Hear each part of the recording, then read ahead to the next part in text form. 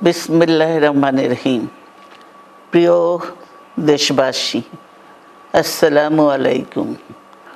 রক্তস্নাত July August 1 বছর পর আমাদের মাঝে ফিরে এসেছে।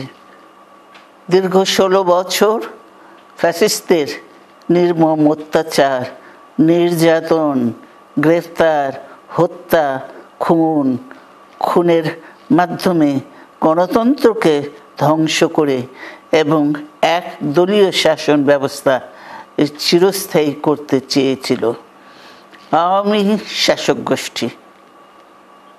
ছাত্র জনতার সম্মিলিত অভ্যুত্থানের মধ্যে দিয়ে ফ্যাসিবাদদের পতন ঘটেছে। সুযোগ সৃষ্টি হয়েছে নতুন করে বাংলাদেশকে গড়বার। এই আন্দোলনে যারা শহীদ হয়েছেন তাদের জানাচ্ছি আন্তরিক শ্রদ্ধা, আহতদের সমবেদনা। তাদের এই আত্মত্যাগ জাতি চিরকাল মনে রাখবে। গুম, খুন, বিচার বহির্ভূত হত্যার শিকার যারা হয়েছেন তাদের তালিকা প্রস্তুত করতে হবে। দ্রুত বিচারের ব্যবস্থা ও রাষ্ট্রীয় স্বীকৃতি নিশ্চিত করতে হবে।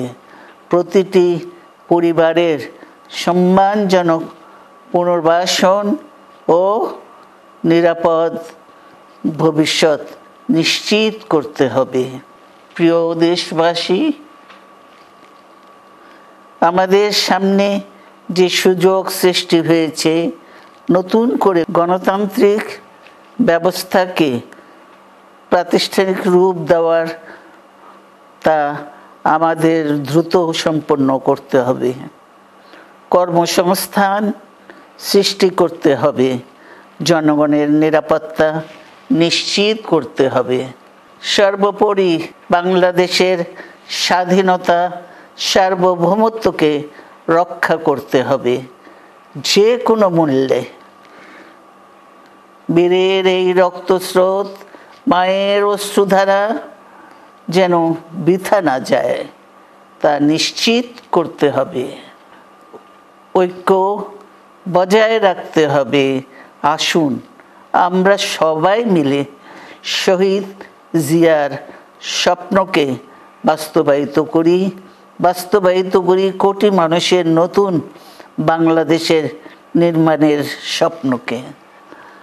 আল্লাহ হাফেজ। বাংলাদেশ জিন্দাবাদ।